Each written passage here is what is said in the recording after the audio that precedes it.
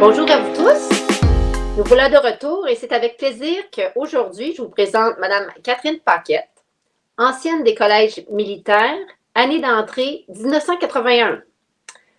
Elle est passée par le Collège militaire royal de Saint-Jean, affectueusement appelé le CMR. Alors, bonjour Catherine. Bonjour Caroline, ça fait plaisir de te revoir. Moi aussi, merci de participer avec nous aujourd'hui. C'est vraiment du bonbon, comme on dit. Ça fait plaisir. Alors, une courte biographie de Catherine. Elle est diplômée du Collège militaire en 1986 avec un baccalauréat en administration et ensuite a servi comme officier de la logistique. Pas d'erreur à date, Catherine? Non, ça c'est bon. Good. Alors, on est rendu en 2024. On ajoute des petites années, fait que 43 ans plus tard, Catherine. Où es-tu? Qu'est-ce que tu fais de bon? Maintenant, je travaille pour Cisco Systems. Je suis à mon compte. Je suis un peu une mercenaire. Je travaille pour qui veut engager mes services pour les plateformes Cisco en sécurité. Ma spécialité, c'est les coupe-feux, les systèmes d'identification, fait que firewall, cryptography, VPN, identity system. Et puis, je suis mercenaire. Là, je travaille. Je suis allée dans 23-24 pays travailler. J'ai publié 9 livres. Fait que ma carrière a vraiment pris le bord, pas le bord. Ma carrière a vraiment changé de direction à partir des milieux des années 90. Mais le collège, c'est définitivement la fondation qui a fait que j'ai été capable d'accomplir tout ce que j'ai accompli, puis souvent en parallèle. C'est à cause du régime qu'on a vécu ou subi pendant 5 ans au collège qui a fait qu'on est capable de performer une fois rendu dans notre vie post-militaire. Super! Wow, c'est toute une aventure, se promener partout dans le monde et ainsi de suite. Ouf, on sent ton énergie comme on le sentait dans le temps, Catherine. Oui. Ouais, le petit secret, il faut dire aussi que toi et moi, on était sur l'équipe de cross-country. C'est comme ça, je pense qu'on s'est peut-être le plus connus. Peut-être au camp recru, parce qu'on a 2 ans de différence. J'étais comme ça de camp recru, mais c'est beaucoup plus quand on était sur l'équipe de cross-country féminine. Je pense qu'on était 5 ou 6 filles, puis t'étais l'une d'elles. Oui, tout à fait, tout à fait. De très beaux souvenirs. Où est-ce que tu as pu exercer ta profession d'officier de logistique? Moi, j'étais tellement chanceuse. Mon premier posting, quand j'ai gradué de Saint-Jean, des fois, il y a tant de postings plates. Hein? Mais moi, mon premier posting... Ouais, toi, je sais que c'était... c'est une autre histoire, ton premier posting. Là. Tu feras une vidéo là-dessus un jour. Tu en as peut-être déjà fait un. Mais moi, mon premier posting, c'était le Land Engineering Test Establishment. Puis ça, ce que c'était ça appartenait à l'armée de terre. C'est là qu'ils testaient quand l'armée canadienne considère acheter une nouvelle cantine mobile, un nouveau char d'assaut, un transport de troupes, une buanderie mobile, une nouvelle veste ou un nouveau casque. Ils faisaient tester ça à Land Engineering Test Establishment. Puis ça, c'était situé en banlieue d'Ottawa. Et puis, moi, quand je suis arrivée comme sous-lieutenant, j'étais au niveau de la logistique. Moi, j'étais air supply. Ça adonnait bien parce qu'on venait... Le mois que je suis arrivée, ils déménageaient dans un nouvel édifice, puis ils prenaient beaucoup d'expansion. Fait qu'au niveau inventaire, c'était génial.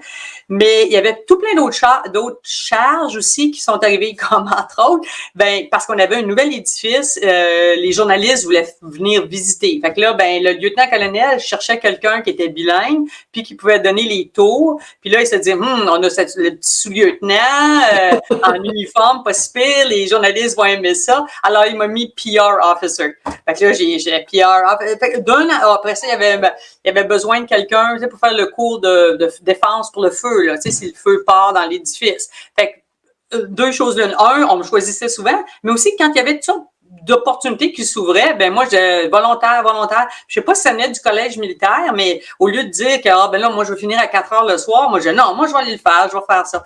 Alors, ça, c'était mon premier posting, puis c'était super trippant parce que quand ils testaient, disons, je sais pas, un transport de troupes allemand qui voulait, on avait un, puis il y avait besoin de volontaires pour aller s'asseoir en arrière. Ben là, je passais ce moment-là, exactement. Je passais l'heure du midi à aller me promener. En tout cas, fait que c'est pour ça que j'ai trippé sur ce premier posting-là. Ça a été 1 an, puis après ça, j'ai été transférée à DSM, c'était au quartier général, Director of Supply Management, mais ça, c'était l'unité qui était responsable du système informatique des forces canadiennes pour les inventaires. Puis quand il y a une erreur, tu sais, si t'es un caporal-chef à la base de Baguetteville, puis t'essaies d'acheter des bottes, passer une commande pour des bottes, puis il y a une erreur, ben c'est nous autres qui recevaient les codes d'erreur, puis qui devaient essayer de trouver, débugger c'est quoi le problème. Fait que ça a été comme mon introduction aussi à l'informatique. Puis c'est là que ma carrière a vraiment commencé à prendre une nouvelle direction. Cool. Fait que toujours aussi dynamique, la femme à tout faire, comme on dit. On lâche pas, Catherine, ça fait partie de ton trait de caractère, sans aucun doute. Ouais, ben ça c'est intéressant, Caroline, tu dis ça parce que je me demandais, tu sais, on tu interviews les gens, les anciens, mais puis savoir où est-ce qu'ils sont devenus. Puis là, on voit les anciens. Est-ce que je suis devenue dynamique parce que je suis allée au collège militaire, ou bien est-ce que je l'étais d'avance? Puis ma théorie, c'est que les collèges attirent des personnalités de gens qui sont probablement plus dynamiques, plus volontaires, qui ont prennent un peu plus de risques, mais des risques calculés, qui sont un peu plus aventureux. Mais ça, c'est ma théorie là. Fait qu'il y a probablement que le collège m'a forgé, mais probablement que le collège attire certaines personnalités aussi. Oui, tout à fait. Les collèges, nos forces armées canadiennes nous amènent toute cette flexibilité-là par la suite. Hein. On a notre tremplin qui est nos collèges, puis après ça, on met tout ça en action avec des gens extraordinaires qui nous accompagnent, nous donnent des opportunités. Puis quand on est bonne personne à bonne place, mais aussi quand on a ça dans le sang, tu l'avais dans le sang, Catherine. Comme toi. Je pense qu'on est pas mal copie carbone, en tout cas. En quelle année as-tu quitté les forces armées canadiennes? J'ai quitté les forces après mon temps obligatoire parce que j'avais 2 enfants. Alors, moi, mon rêve, c'était intéressant. Mon rêve, quand j'ai gradué du collège, moi, j'étais mordue. Hein? Je suis rentrée dans les cadets, j'avais 12 ans. J'étais trop jeune même pour les cadets de la marine. Fait que j'étais rentrée dans la Ligue navale. Après ça, j'ai fait les cadets de la marine. Fait que moi, j'étais mordue. C'était un rêve, là. Quand le collège militaire a ouvert pour les femmes, j'ai dit yes, je rêvais à ça depuis que j'avais vu les filles rentrer à West Point, je pense en 75, 76, puis j'avais lu un article dans le journal, puis je dis moi c'est ça que je veux faire, mais les collèges canadiens n'étaient pas ouverts. En tout cas, alors moi mon rêve quand j'ai gradué du collège, c'était de devenir la première femme commandante du collège. Ça, c'était. Mais à ce moment-là, j'avais pas tombé en amour, j'avais pas 2 enfants. Alors, éventuellement, la réalité te rattrape. Fait que j'ai quitté pour élever mes enfants. Puis, une petite parenthèse, on va revenir en arrière de ça. Donc, j'ai quitté non, je vais juste laisser ça là. J'ai quitté après mes 4 ans obligatoires. Voilà. OK.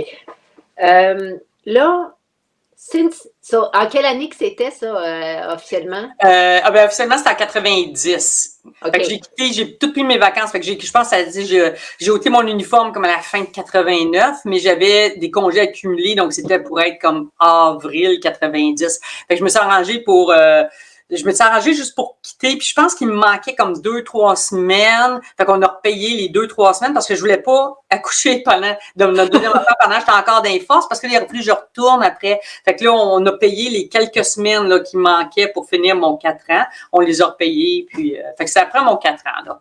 OK, super. So, after 1990, a new adventure starts. Yep. What have you been up to since? Your employment, your hobbies, favorite places. It's le pot pourri right now. What happened after 1990? So we have to go back a little bit to actually 1985. So to understand how, I was telling you earlier that my career just took a totally different path. But actually the seed for that new path had been planted in 1985. So when I was a fourth year cadet at CMR in admin, I didn't really like admin, but my dad was in that field. My sister was studying that field. So I think I just went also because I thought I was not good in science. So that's what I thought. So when I went to CMR, the way I saw that I would not fail and stay at military college, because my prime objective was to become an officer, was to take the path of least resistance, and for me was admin. But when I was in fourth year cadet, we could have electives, and one of the elective was information system. So only 2 of us signed up for that class, which was database management, and I just loved it. So I did 2 classes of database management. When I graduated and I found myself at LET as a second lieutenant, as all of us, when we graduate, in the May we graduate, we enjoy the freedom, we soak up in the sun during that summer. By July, I was so bored. so I decided to go back to university. I was not with my husband then, but I just decided to say, you know what, I want to start another bachelor degree. And this time I wanted to be in information system. So I signed up at the University of Ottawa and I started my bachelor degree in management information system. And then you know the story that I was serving at LEDI, I was serving at NDHQ at DSM, got married, got pregnant, and eventually I had to put aside that bachelor degree. So while I was staying home with the kids, so I did that for 4 years. My husband saw that something was missing. So and my husband, Pierre. So being as great as he is, he said, Catherine, you're not getting your fair share of this marriage thus far. Why don't you go back to school and I'll handle the kid. We'll figure it out. So I applied actually at Schulich, MBA Schulich at York University, to do my MBA with a specialty in MIS, in management information, which they had. So the first year of my MBA was a normal MBA, but my second year of MBA was all, again, database management information system, networking, stuff like that.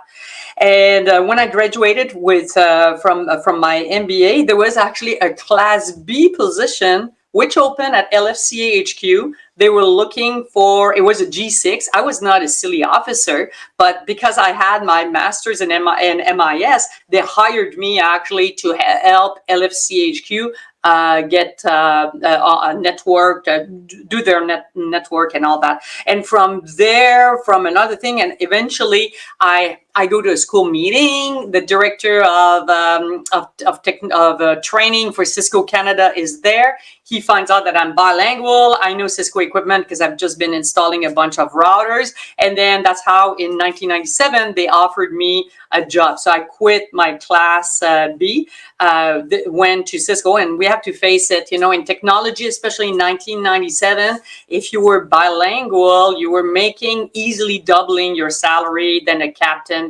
by then I was in Class C, so the salary was not bad, but was very easily doubling the salary. So I left and I've never looked back. So I've been actually with them. I still have my past here. I've been with Cisco actually since 1997. I'm no longer full-time, as I said. Now I'm a part-time employee, and I'm deciding which project I want to do, but I'm still lecturing. As I said, also I wrote 9 books. So I've published 9 books with Pearson Publishing. Some of them have been used as entry-level network security books, actually at university like Carleton University.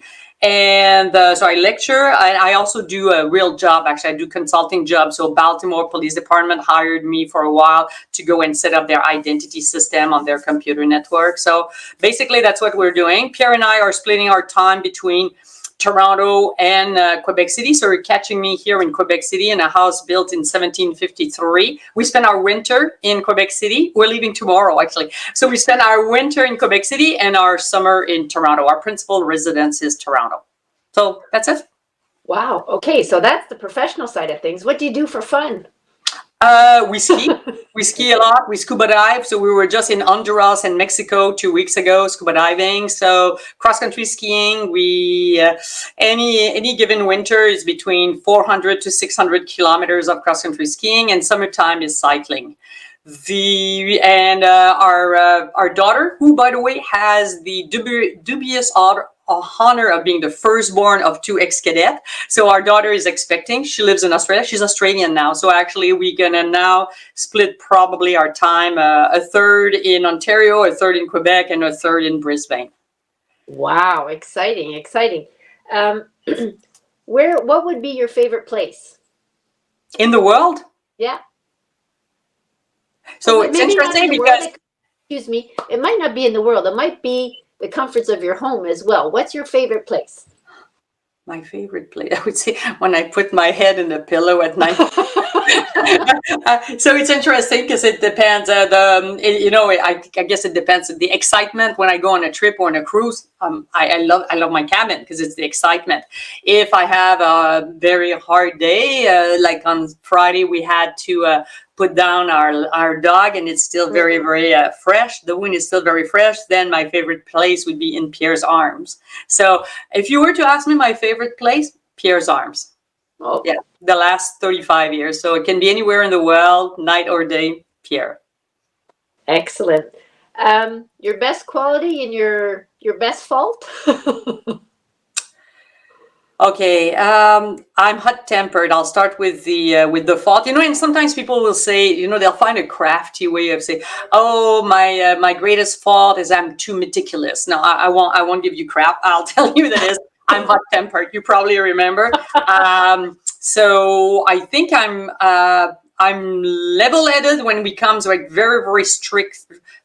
Like just a parent, I fell in a crevasse in Mont Blanc in 2007, 60 feet down a crevasse. I never panicked. Okay, I was to the point, military mode to get out of the crevasse. Long story, but little thing gets me. Like when so I'm hot tempered. Like when I'm driving on Yonge Street and the guy in front of me throw his Tim Horton bag by the window. Oh, For whatever reason, these things just, or someone parking in a handicapped parking spot. I literally go knock on their window and tell them this is for physically handicapped, not for mentally handicapped people. Please park somewhere else. So when incivility cause, for whatever reason, incivility, there's something flick in my head, and I'm very impolite with impolite people. So that's probably my worst fault. my worst fault. Greatest quality. I'm not even sure if it's quality. I think there's a portion of self-sacrificing that comes from the motto. To this day, my motto is truth, duty, valor. And in French, valor is actually vaillance, which has a little, and you being perfectly bilingual, there's a little bit of a little nuance with vaillance. And to this day, if I see someone in need, I will do more than what the regular people will do, and to help that person. So I will sacrifice on my sleep, on my food, so I do a lot of volunteer work here in Quebec City with seniors home. I fix all their computers. Geronto technology is a very, very difficult field. J'ai pas de misère. Takes a lot of patience. I don't lose my patience with them because they're not incivil, and it's just they don't know. Anyway, but to my fault, because sometimes I'll get a message on Sunday afternoon to say, my iPad doesn't work, so then I'll spend 3 hours driving there, fixing whatever needs to be fixed. Meanwhile, I'm not preparing my class for the next day or the lecture. So that true duty, valor, that duty and valor, I think it's a great quality to have. But I think there's a tad of self-sacrificing that I have to work on. Donc, une femme extrêmement généreuse. Peut-être, oui. Pas peut-être. Je suis pas mal certaine. Je vais approuver je vais l'approuver et l'entériner, moi. OK. Je vais me donner ce privilège-là. Merci. Donc, avec tout ça, est-ce qu'on a des plans pour la retraite? Ben oui, les plans de retraite, c'est qu'en réalité, moi, je suis rendue comme semi-retraitée. Fait que là, je choisis les semaines que je veux. Puis, ça me donnait plus la chance aussi de gérer les 2 maisons, gérer toute la logistique qu'on avait. À un moment donné, on avait 3 chiens et un chat. Là, on est rendu juste avec un chat. C'est l'autre soir. Fait que là, tout géré. Pierre voyageait beaucoup. Puis là, Pierre va avoir, moi je viens d'avoir 60 ans, Pierre va avoir 68 ans là, dans quelques jours. Alors là, lui aussi, il commence à penser à la pré-retraite. Fait que nos plans pour la pré-retraite, on a fait un bucket list de places où on va aller faire de la plongée sous-marine. Alors, on fait une bucket list de qu'est-ce qu'il faut qu'on se dépêche à faire pendant qu'on est encore en forme. Fait combien d'années qu'il nous reste aussi à faire beaucoup de plongées. Alors, Maldives, Bonaire, Fidji, Tahiti, Wow! Nouvelle-Calédonie. Fait que là, on a un bucket list là, qu'on va rusher pour faire peut-être dans les 5 prochaines années. Beaucoup, beaucoup de voyages pour ça. Puis, les autres plans, on va continuer moi, je continue à faire, je suis impliquée avec le Chapitre Québec.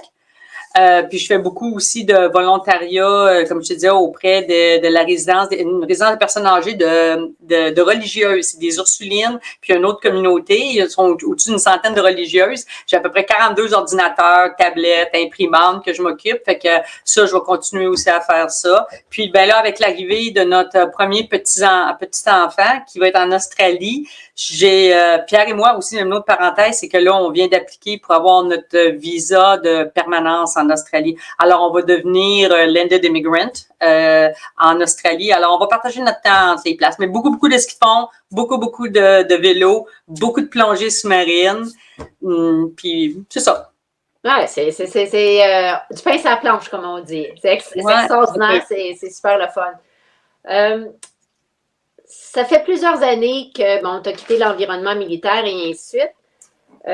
Est-ce que tu as réussi, puis je sais quasiment la réponse en la posant, maintenir les liens d'amitié avec tes consoeurs, confrères avec qui tu as servi? Pas nécessairement juste le collège, mais avec nos métiers militaires aussi, on s'est retrouvés à tisser des liens professionnels et tout. Est-ce que, avec tout le back and forth, puis occupé comme tu es, est-ce que ce petit côté-là a resté actif pour toi? Excellente question. Pierre, on a toujours été un petit peu impliqués, juste comme on allait aux activités à tous les 5 ans au collège. Ça, on a fait ça probablement jusqu'en 2008. Puis là, je vais répondre à ta question en 2 volets parce que je pense que quand tu dis garder contact, là, il y a vraiment 2 façons de garder contact selon moi. Il y a la façon vraiment personnelle. Tu sais, je pense que c'est la personne, tu sais, les confrères de sœurs, les revoir ou les confrères, les consoeurs, les revoir. Puis l'autre portion, c'est une portion un peu plus formelle en s'impliquant. Et puis, donc, en 2007-2008, j'avais perdu contact avec, je gardais pas vraiment contact. Il y avait peut-être 1 ou 2 personnes que je parlais une fois par 5 ans, mais j'avais pas vraiment de contact. Puis, j'ai décidé de m'impliquer en 2008. Fait qu'en 2008, en réalité, on est venu me chercher pour joindre la fondation, le conseil d'administration de la fondation à Kingston. Puis la fondation de Kingston, c'était le collège militaire de Saint-Jean réouvrait. Puis là, la fondation de Kingston voulait avoir un francophone, voulait avoir une femme, il n'y avait pas de femme encore sur leur CA, puis ils voulaient avoir quelqu'un qui avait gradué de Saint-Jean. Fait que là, ils se sont retrouvés à remplir un seul siège de leur conseil d'administration en me demandant de joindre à eux. Alors là, de fil en aiguille, je me suis impliquée avec la fondation de RMC, ce qui m'a amené à m'impliquer avec la fondation de Saint-Jean, ce qui m'a amené à m'occuper dans le Chapitre Québec parce qu'il y a quelqu'un du nom de Caroline Hogg qui a donné mon nom au Chapitre Québec, disant Catherine, elle passerait 5 mois par année à Québec, elle pourrait peut-être se joindre à votre CA, parce que les autres aussi, je pense qu'ils cherchaient une fille. Alors ça, c'est la portion formelle. Puis ça, c'était génial. Ce qui est plus génial là-dessus, c'est que je me suis retrouvée avec personne de mes années, puis plein de monde qui étaient des amis de Pierre. Fait que là, moi, j'allais aux réunions à RMC, parce que Pierre a fait Saint-Jean et RMC, ou j'allais aux réunions au Chapitre Québec. Puis écoute, la moitié du monde autour de la table, c'était des gens qui avaient passé dans ces années. Fait que lui, il raffolait de ça. Il voyait tous ses anciens collègues, il reconnectait avec eux autres. L'autre portion personnelle, puis ça, c'est une bénédiction, là, c'est que moi, j'étais pendant, peut-être 37 ans, pas connectée. Pas connectée avec mes confrères de classe. Je voyais une fois de temps en temps. On avait des activités, comme je te disais, tous les 5 ans, mais pas connectée. Puis en 2017 ou 2018, Martine Gagné a été transférée à Québec. Puis elle s'est acheté un condo, puis elle était à 650 mètres de notre maison. Puis c'était comme Love at First Sight. Nous, on habitait à Rockcliffe ensemble quand on était, pas Love at First Sight, écoute, c'était se retrouver, là, 35 ans après se retrouver. Puis, quand j'étais en prep, il y avait une fille avec qui j'étais tout le temps, inséparable. 2 filles, Marie Simard puis Hélène Perron. Puis de fil en aiguille, grâce à Martine, j'ai reconnecté avec Hélène Perron. Puis écoute, Pierre puis moi, je t'ai pas dit ça, mais Pierre et moi, on a vendu la maison de Toronto, on déménage à Ottawa. On est à 400 mètres d'Hélène Perron. à Ottawa. Puis c'est une bénédiction. Il n'y a pas une journée qui ne se passe pas sans qu'on se texte. Même chose avec Martine Gagné. Puis, tu sais, quand on dit Bands of Brothers là, ou des confrères d'armes, là, mais moi, j'ai 2 consoeurs d'armes là, que j'ai faites pré-BOTC. Martine, j'ai tout fait mes cours de supply, était supply aussi, tous mes cours de log. Se retrouver que ces 2 filles-là, 40 ans après, là, il n'y a personne d'autre que je suis aussi proche comme amie là, que ces 2 filles-là. Oublie le secondaire, oublie ma maîtrise, oublie les autres amis que j'ai, là, c'est les 2 personnes que je suis le plus proche. Fait que c'est une bénédiction. Fait que oui, j'ai resté en contact. Puis là, je recommence à être en contact. Ouais. C'est super, super. Écoute, le temps file, chère Catherine, puis on va devoir clore rapidement, mais écoute, c'est dynamique. Je pense qu'on pourrait parler des heures et des heures parce que la prochaine question, ta vie aujourd'hui, elle est ce que tu avais pensé à 17 ans quand tu as joint? Puis je te vois en train de brasser de gauche à droite en disant non. Non, mais mieux. Ah, OK. Parce que on regarde toute ta passion que tu as, ça s'est transféré, tu as emmené toute cette passion-là pour la faire bénéficier à d'autres. C'est extraordinaire de tout entendre ça, mais quand tu dis mieux, tu résumes ça comment en 2 mots? C'est moi en 17 ans, ou à 22 ans quand j'ai gradué, je me voyais peut-être à 55 ans comme probablement, j'espère, full colonel, puis prendre ma retraite. Mais je pense pas que j'aurais fait autant dans ma vie si j'avais, peut-être que oui, mais ça aurait été différent. Comme là, je suis allée 2 fois en Afghanistan, mais je suis pas allée en Afghanistan par les forces canadiennes. Je suis allée en Afghanistan en 2002-2003 parce que Cisco avait donné de l'équipement, puis je cherchais quelqu'un pour aller faire l'entraînement des fonctionnaires. Fait que j'ai eu des expériences capotées, là. Pas grand monde que je connais qui ont passé une semaine à Lagos, Nigeria, fait que, donc, où les militaires, ça aurait été dans l'encadrement militaire, mais la façon que ma carrière Cisco a progressé, c'est 100% grâce à mes bons parents. Le fait que j'ai la chance d'être née au Canada, de super parents qui m'ont bien éduqué, puis le collège militaire. Puis mon mari aussi, parce qu'il m'a beaucoup soutenu. Mais si c'était pas le cas, si t'ôtais ce morceau-là du collège militaire, là, je pense pas que ma carrière civile elle serait où est-ce que je suis présentement. J'aurais pas été capable de multitasker autant que je l'ai fait si c'était pas du collège militaire. Wow et wow. C'est ça. Je le savais en t'invitant, Catherine, qu'on aurait un excellent échange. Écoute, merci bout du fond du cœur. Merci d'avoir partagé ton dynamisme et toutes ces belles histoires avec nous. Ça donne envie lorsque ça sera partagé sur les ondes, les gens, certaines qui vont dire « Oh, c'est inspirant ça. Il y a plein de choses à faire avec un début et une transition extraordinaire comme la tienne. » Alors, merci pour ce précieux temps. Bonnes vacances. Bientôt. Espérons rester en contact dans les années qui vont suivre et à la prochaine. Merci Caroline, puis merci aussi de ton dévouement. Là. Ça fait des années que tu te dévoues pour les anciens, là. Fait que vraiment merci pour tout ce que tu fais pour les anciens. Puis merci à Chantal, ta coordonnatrice qui est en background en train de s'occuper de tout ça. Merci à vous 2. Merci Catherine. Merci, au revoir. Bye. Bye. Alors, it was a pleasure catching up with Catherine. Ce réseau nous est précieux. Il nous permet de prêter main forte, rester connectés, de près ou de loin. Un lien d'amitié professionnel et, comme vous pouvez voir, aussi personnel. Alors, chapeau. So, see you next time to find out where another ex-cadet is. Take care, everyone.